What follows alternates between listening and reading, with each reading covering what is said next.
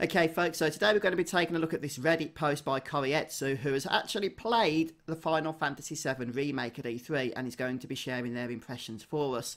So I'll leave a link to this Reddit thread in the video description. You might want to check it out actually, as the actual post itself goes through some details that you might have missed from the trailer, and there are some interesting things there actually that I hadn't noticed myself. But let's go ahead with Korietsu's post here. And Korietsu begins by just telling us that they don't own a PlayStation, that they don't really like the control system that you get, or the controller rather, that you get with the PlayStation. But first impressions of the game were so positive that Korietsu is in fact going to be purchasing a PS4 in order to play the remake. And despite the fact that Korietsu doesn't like the PlayStation 4 controller, he or she, sorry I don't know who, but he or she says that that in this case the camera movement was fluid and the controller worked well. So let's carry on. Secondly, the graphics were pretty damn stunning and I didn't notice any considerable problems. I thought I saw a couple of frame rate spikes, but it never occurred during combat, so I'm assuming that the displays that were being used, since there were more TVs than monitors. Graphics were gorgeous, but I think they could tone down some of the post-processing.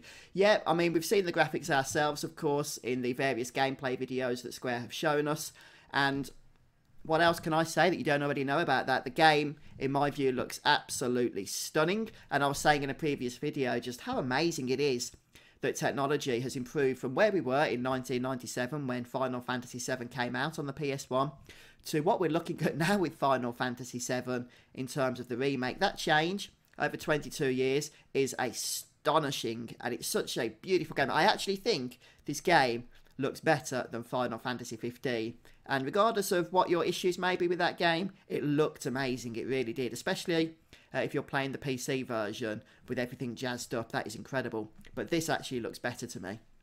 So first, to me, the combat system seems like a great blend of 15, 13 and 7. Yeah, from what I've seen, I can see, you know, how you would come to that conclusion as well.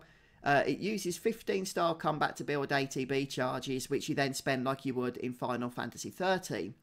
Okay, so Final Fantasy XV was not my favourite combat system, I'll be honest with you. It always felt quite clunky to me, and it felt like it wasn't really finished or perfected as perhaps it should have been. So hopefully, and I know that I'm not the only one that's given that feedback, so hopefully Square have learned from that. So going into the Final Fantasy VII Remake, I'm expecting a much more fluid combat, especially in terms of camera angles, etc., than what we received in 15. And it's interesting, this reference to Final Fantasy XIII. I haven't seen a lot of people speaking about this, but even in the gameplay trailer, we saw the stagger feature, which is basically where you keep attacking enemies for low damage, but you're building a separate stagger bar for each individual enemy.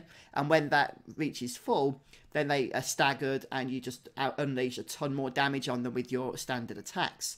So this was a feature from Final Fantasy XIII, and I am surprised to see it back in the Final Fantasy VII Remake, simply because, you know, we'd not heard anything about this being brought back before E3, and it wasn't used in Final Fantasy XV at all.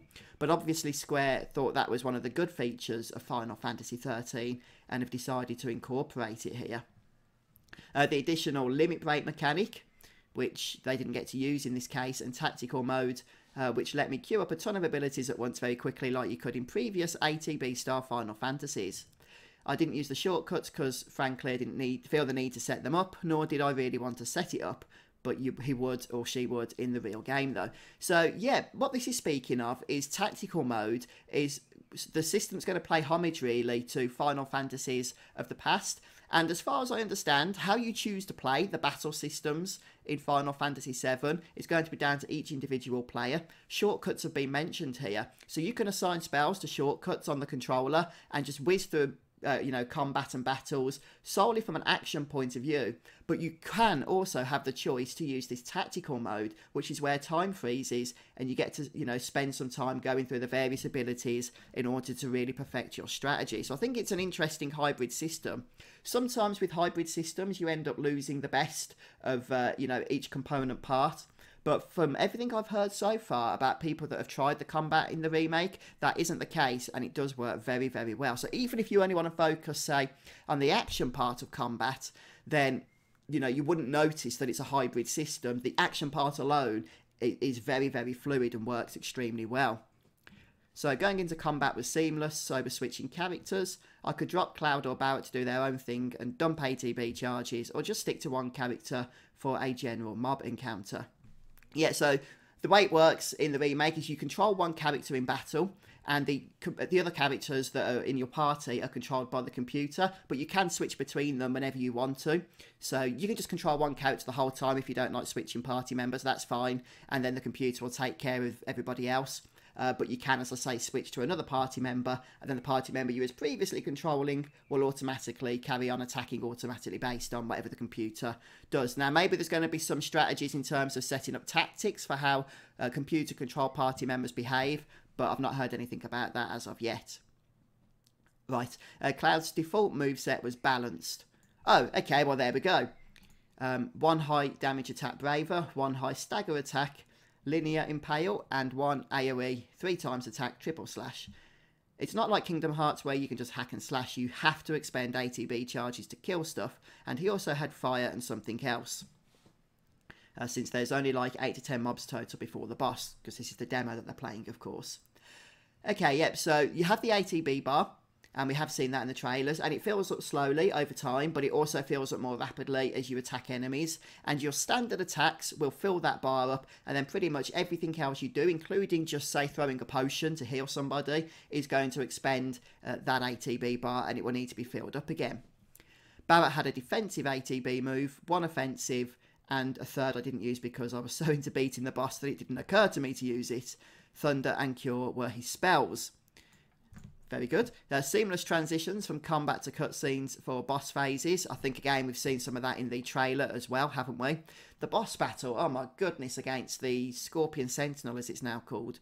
Oh, that was sensational. If you haven't checked that out yet, guys, make sure you do.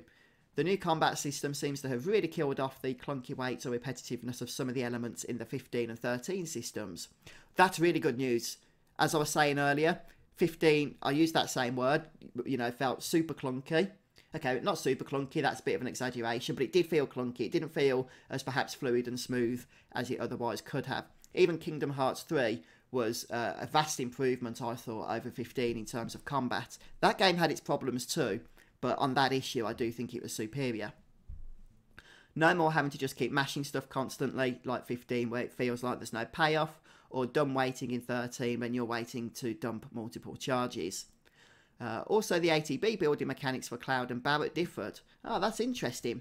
Cloud requires you to continually have inputs, while Barrett is hold until overheat and then hold again. Okay, so for the ATB for Cloud, it's a case of button mashing standard attacks to build that up, but not for Barrett. I wonder if that's a similar thing for all the other characters as well. So far less inputs for Barrett range, but a bit lower damage. Also, ATB abilities cost different points. One of Barrett's used all available ATB charges, the others used just one. Okay, that makes sense. As far as I know, each character has 2 ATB gauges. Sorry, what did I say, gorgeous? 2 ATB gauges, and depending on the power of the spell, it's going to take either 1 or 2 of those gauges to cast. I also think that based on the short sequence alone, that sequence was pretty faithful to the original game, other than the reimagined enemy combat. I think a lot of people would like to hear that. First chest was a Phoenix Down, and I think the second was an Ether. Oh, come on, Square, you've got to put this demo onto the PlayStation Store for us, please. We need to play it.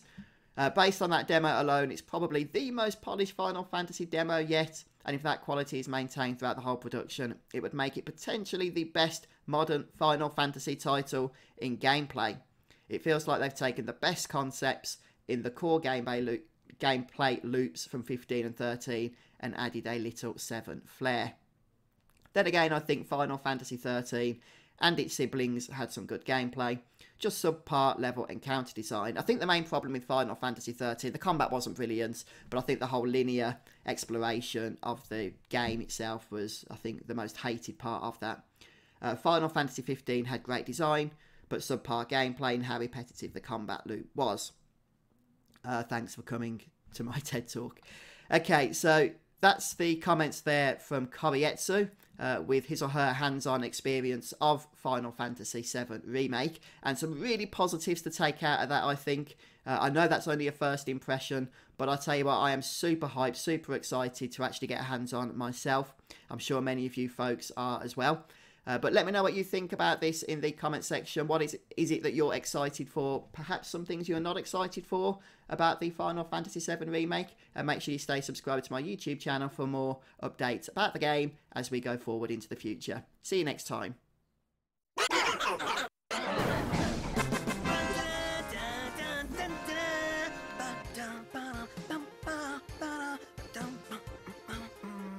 Sounds like you're having fun.